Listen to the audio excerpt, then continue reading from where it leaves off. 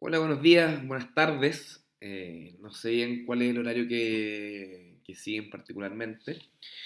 Pero bueno, primero que todo agradecerle esta oportunidad, esta invitación a la profesora Verónica Negme, quien muy amablemente me dio esta especie de tribuna para poder compartir con ustedes un poco de mi experiencia en China, como pueden ver ahí. Vamos a tratar de ver, grosso modo, qué es lo que está pasando frente a la pandemia hoy en día y cuál es el rol de este mismo país en el contexto que estamos viviendo. Voy a contar un poco. Mi nombre es Philippe Werner Milner, yo soy cientista político de la Universidad Gabriela Mistral.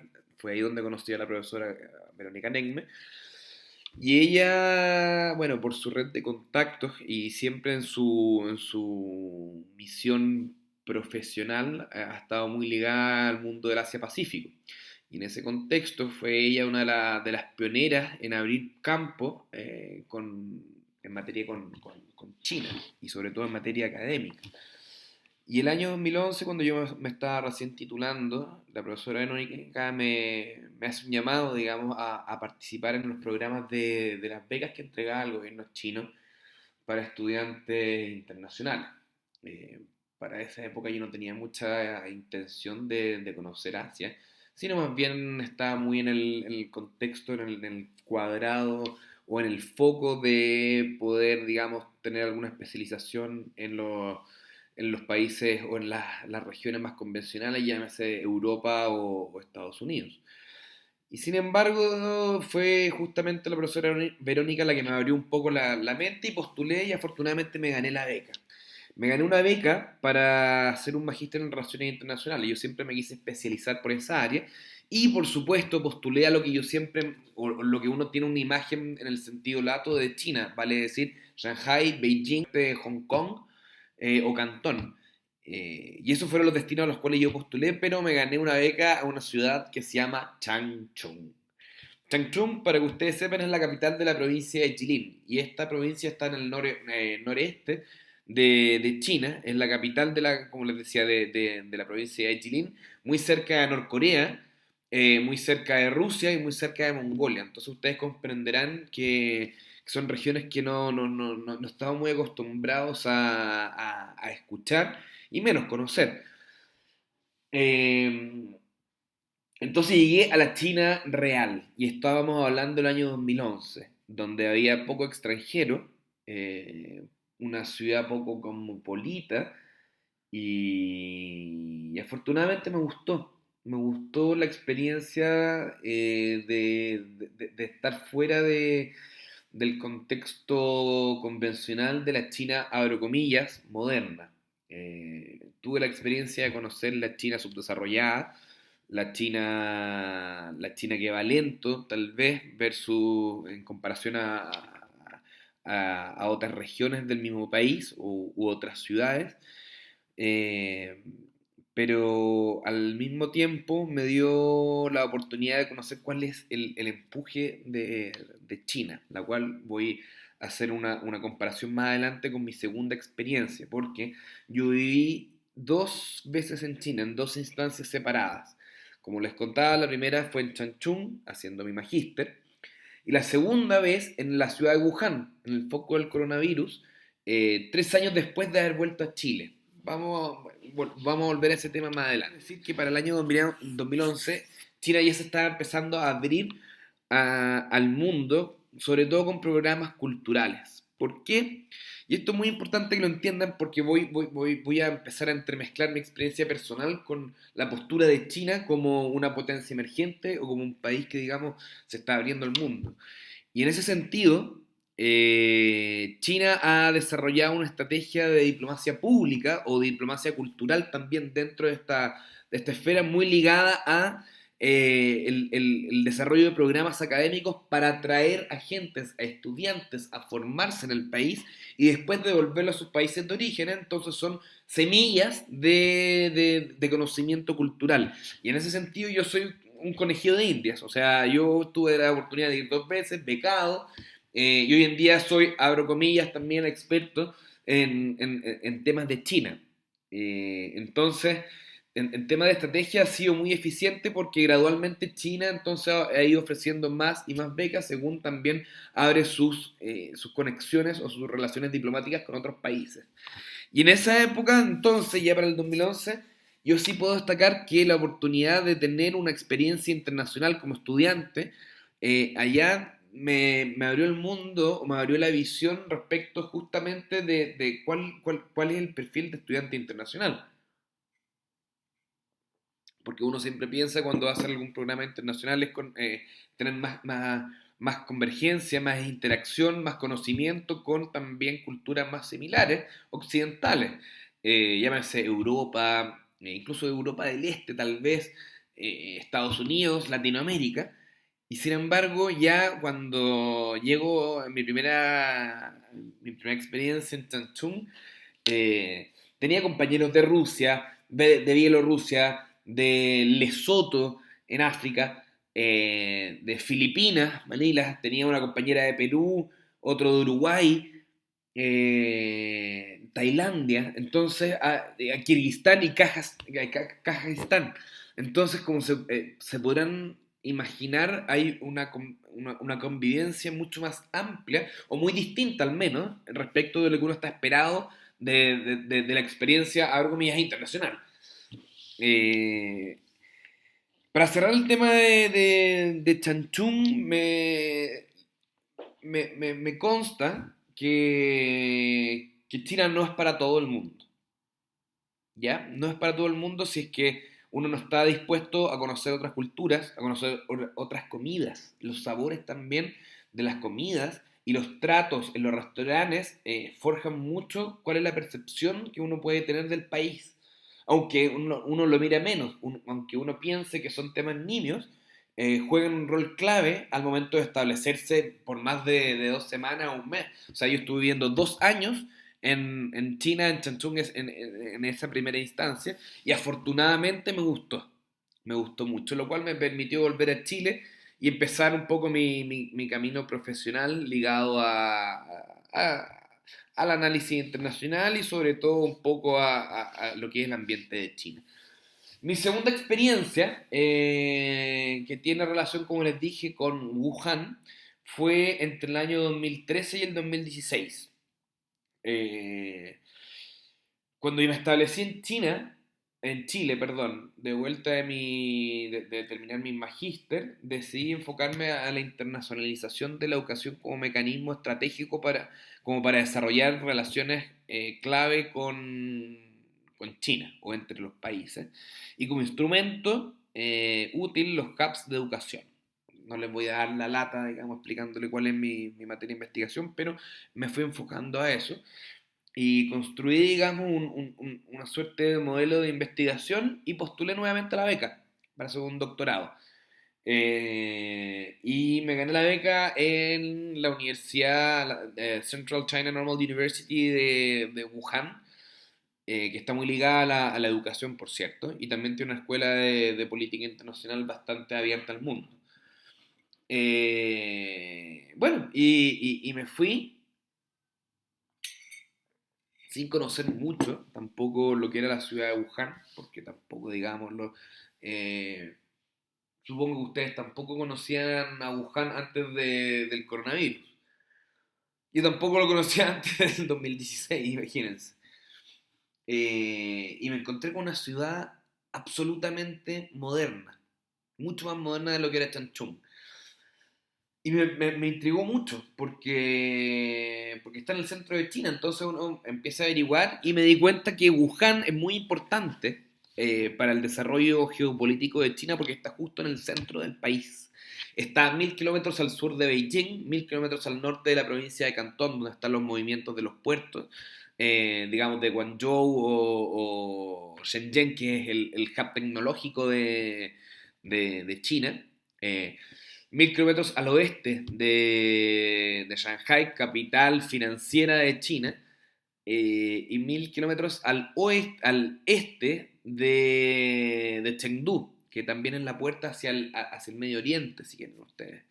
Entonces es muy importante y además la cruza el río Yangtze, que es uno de los grandes, digamos, canales de conexión, de interconexión fluvial del país. Indagando más en la ciudad, me contaron los locales que hacía 15, 20 años atrás la ciudad era netamente agraria. Estaba compuesta por 3 ciudades pequeñas: Hanyang, eh, Wuchang y Hankou. Esas 3 ciudades componen lo que es Wuhan.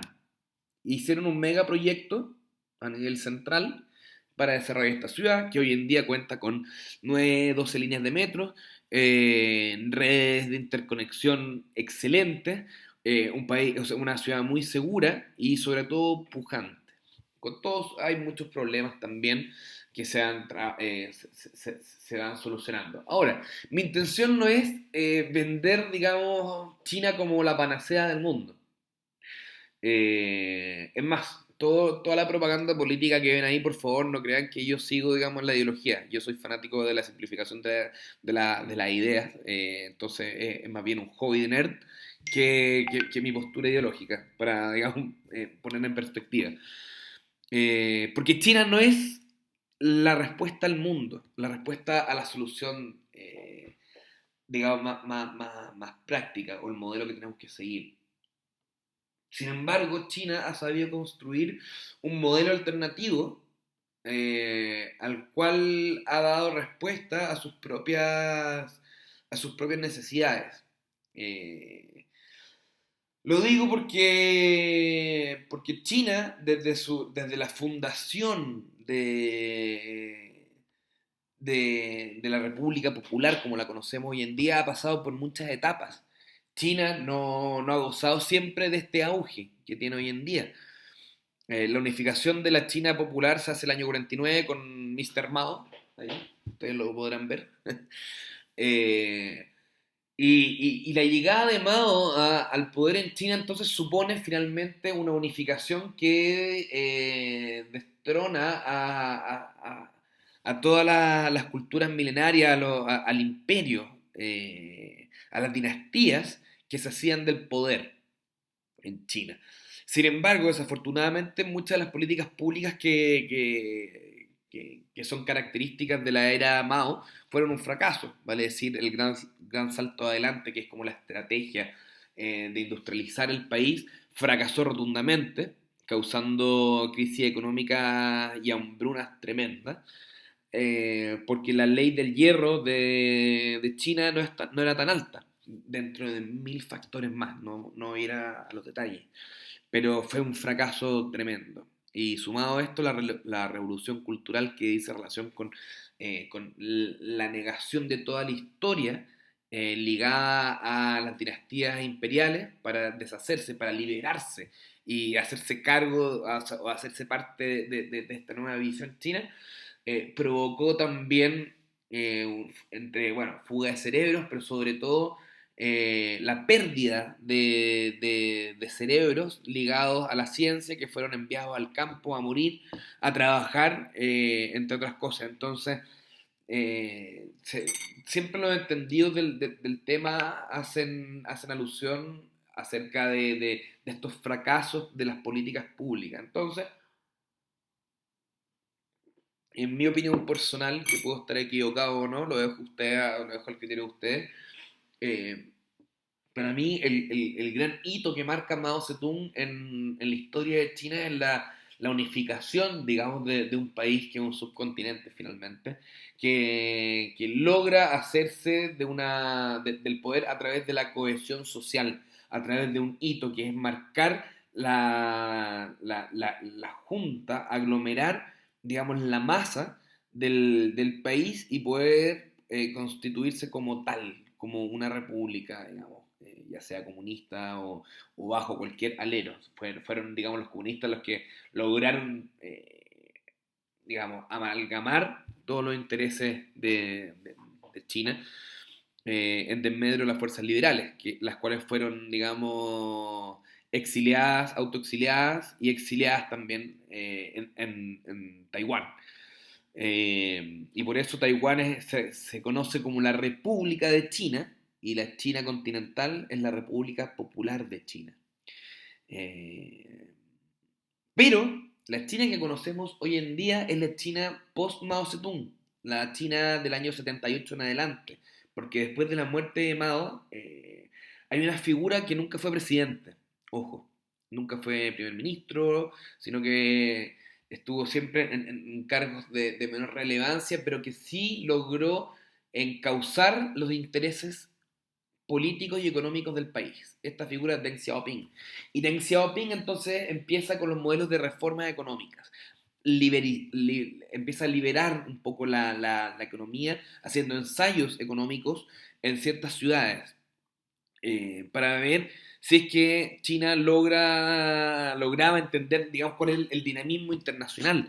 Porque China ya para fines de los 70 estaba sumergida en una crisis tremenda. O sea, el comunismo como tal, esa centralización de las empresas, estaba mal regida, un estado muy grande y poco eficiente. Entonces empieza a dar motor a la privatización, siempre controlada por el Estado, por cierto, como un capitalismo de Estado, si ustedes quieren.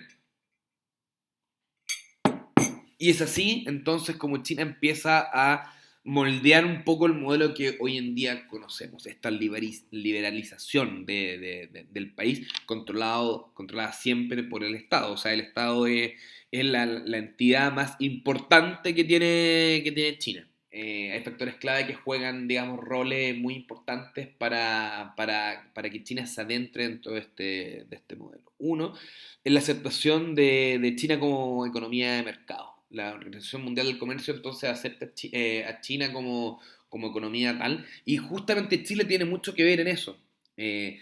Porque si ustedes se acordarán, en los años 90, cuando estaba el presidente Frei en la moneda, se le criticaba mucho. Yo me acuerdo, yo era pequeño, tenía 11 años, creo, y se le criticaba mucho por estar siempre de viaje.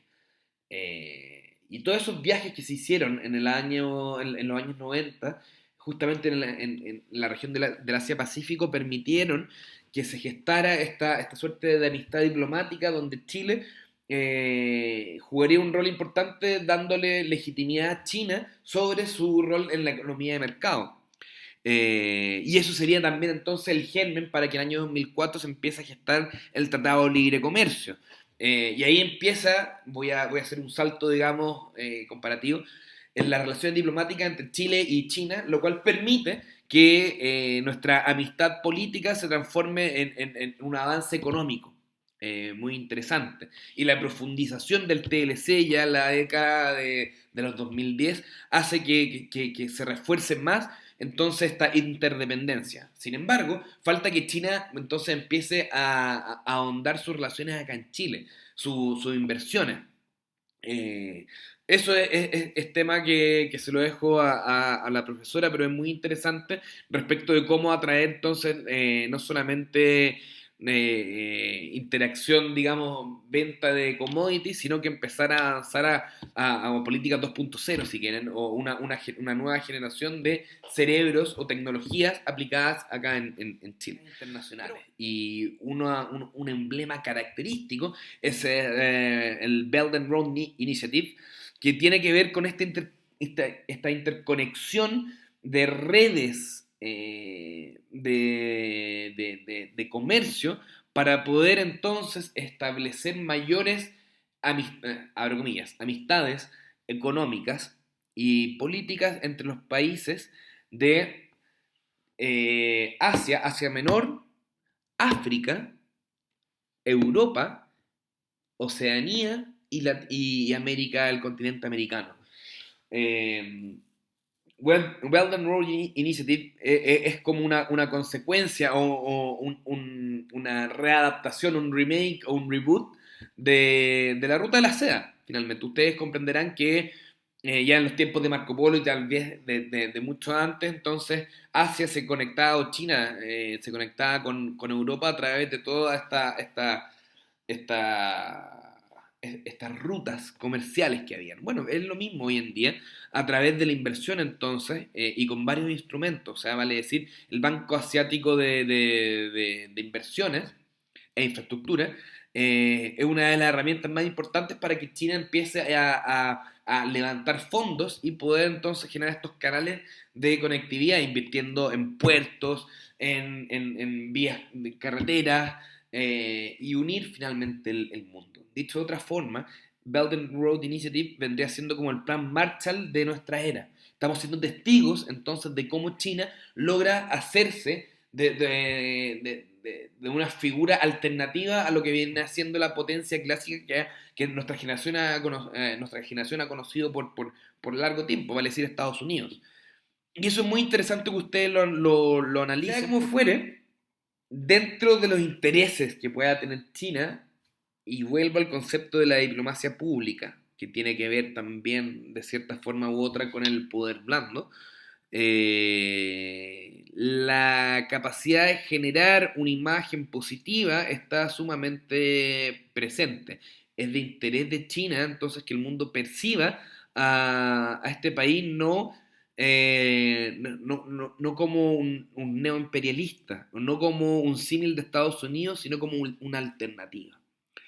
Y en ese sentido, entonces uno piensa, acá en Occidente, ¿por qué China no es una democracia? ¿Qué pasa con China? ¿Por qué no los ciudadanos no pueden pensar por ellos mismos? Bueno, y la respuesta es fácil. Imagínense si en un país de casi 18 millones de habitantes no se puede poner de acuerdo de una democracia. ¿Qué pasa con China? No es por esto que estoy justificando una autocracia, un totalitarismo, sino que poner en perspectiva esta realidad de masa, de manejo de masa. Entonces un Estado, más allá que sea comunista, es un Estado presente, un Estado fuerte, el que necesita estar, digamos, hacerse bien del poder. Entonces la propaganda doméstica es importante, pero también la imagen internacional, esa aceptación. Entonces hay ejemplos que si ustedes pueden ver esto, que más allá que sea la imagen de Xi Jinping como un intelectual, es como una persona puede hacerse el poder, y proyectan entonces esta imagen de una persona común que fue un refugiado político en su época, perseguido, y logra llegar a hacer una buena carrera en el partido y hasta llegar al poder. Entonces, es la proyección del sueño chino. China hoy en día está viviendo su auge. Su auge porque ha logrado, digamos, derrotar pobreza, hambre, ha logrado educar a una masa crítica, eh, sin perjuicio de que falta mucho. Ojo, están en la carrera. Y dentro de este contexto, entonces, dentro del contexto de la aparición, de la irrupción de China en el plano internacional, en esta guerra comercial que ha tenido con Estados Unidos, a finales del 2019 entonces estalla el coronavirus. El gobierno central, ¡pum!, agarra las riendas del asunto y empieza a administrar y ver cómo hacer frente a esto. Y eso, más allá de los detalles de las cifras de muerte o la expansión, esa información la tienen ustedes, la pueden googlear. Yo particularmente no la tengo, no la manejo, pero sí me quiero detener en lo importante o en la diferenciación que puede tener un modelo autocrático político, de repartición política, o una centralización, llamen como quieran, sí, me da lo mismo, pero el poder central de un país, cómo afronta un modelo de crisis. Y es ahí entonces donde el Estado llega y dice, se cierra una ciudad, se pone en cuarentena, yo administro, digamos, los focos de salud, de repartición de alimentos, para que verás la curva. Imagínense que Wuhan tiene casi 13 millones de habitantes, entre 11 y 13, uno nunca sabe bien la cifra. Eh, y en 3 meses, y a mí me consta también porque mis amigos salieron de la cuarentena hace 2 días atrás, eh, quebraron la curva y logran empezar a darle máquina, aceite a la economía. No quiere decir que la gente ya está celebrando por las calles. O sea, aquí yo creo que todos nos tenemos que acostumbrar que el modelo va a cambiar, nuestro modelo de vida, nuestro modelo de socialización va a cambiar. Sin embargo, el punto es que cuando un Estado logra abarcarse centralmente la, la situación de crisis y sobre todo, y es ahí donde yo también, ya para dar fin a esta conversación, eh, ¿cuánto ha servido un poco esta masa crítica de que durante 50 años, 60, 70 años, o 60 años, perdón, ha estado dominada por, por el Partido Comunista, pero que históricamente siempre ha estado ligada a un poder centralizado? O sea, olvídense de la idea de que China ha pasado por algún tipo o idea democrática. Eso no existe. O sea, China pasó de las dinastías imperiales, periodo de anarquía, a finalmente tener el poder centralizado del Partido Comunista. Y frente a eso, frente a esta crisis, comparémoslo con qué pasa con Occidente, qué pasa con nuestras libertades, porque aparentemente Europa, como uno de los representantes de la cultura cívica, del ordenamiento, de este foco a seguir, no ha logrado solventar el problema. Estados Unidos tampoco. Entonces, a mí me gustaría dejar, digamos, como caldo de cabeza, si quieren, o sea, para empezar a pensar un poco, ¿qué pasa con los modelos políticos hoy en día? ¿Será China entonces una alternativa viable? ¿O eventualmente nuestras democracias tienen que ser repensadas? Lo dejo ahí. Sin perjuicio de eso también, eso es una dinámica que se la dejo ahí, por favor piénsenlo, porque yo tampoco tengo ninguna respuesta, pero sí me gusta pensarlo. Y por otro lado, ¿cómo eventualmente si China sale victorioso de esto, qué pasa con sus puntos más débiles? Vale decir, Taiwán, Hong Kong, el Tíbet, Xinjiang. 4 regiones que son, digamos, sumamente críticas para el éxito del modelo de la imagen internacional de China. En fin, creo que me di vuelta por muchos temas. A modo de síntesis, yo estoy muy agradecido de haber podido conocer un país que es absolutamente distinto a nuestra cultura, en 2 instancias, uno en Changchun, otra en Wuhan. Eh, en Changchun hice el magíster en Relaciones Internacionales y en Wuhan hice el doctorado en Diplomacia, especializado en internacionalización de la educación. He viajado mucho por China. No logro ser un experto porque China todavía es un universo. Hay que seguir siempre conociéndola, pero la invitación que yo les hago a ustedes es que conozcan a China. China es una alternativa muy interesante, no solamente en términos culturales, en términos académicos, en términos políticos, en términos financieros, en términos económicos, en términos turísticos. O sea, es un potencial que no podemos desconocer y esperemos que no nos pille la máquina. Chile y China tienen muy buenas relaciones diplomáticas, económicas, financieras. Y necesitamos saber más de este país. No para vendernos a ellos, sino para colaborar de manera estratégica. Y la guerra de los talentos es importante. Y nosotros, como chilenos, digamos, dentro de nuestro modelo, tenemos muchas falencias, pero sí formamos buenos profesionales. Y nosotros, como profesionales, tenemos el rol de saber cuál es el contexto internacional. Y China es importante. Entonces les dejo abiertas las interrogantes. Los invito también a consultar, sáquenle el jugo a la profesora Verónica. Si ustedes tienen dudas también escríbanme, les voy a dejar mi correo en mis redes sociales porque es interesante, no porque les quiera vender la idea de China, eso me da lo mismo, pero sí les sugiero que la tengan siempre en el radar. En fin, nuevamente agradecido esta oportunidad. Espero que tengan un muy buen día, una buena tarde. Cuídense, quédense en casa, protejan a los suyos y protejanse ustedes. Y bien, muchas gracias. Hasta luego.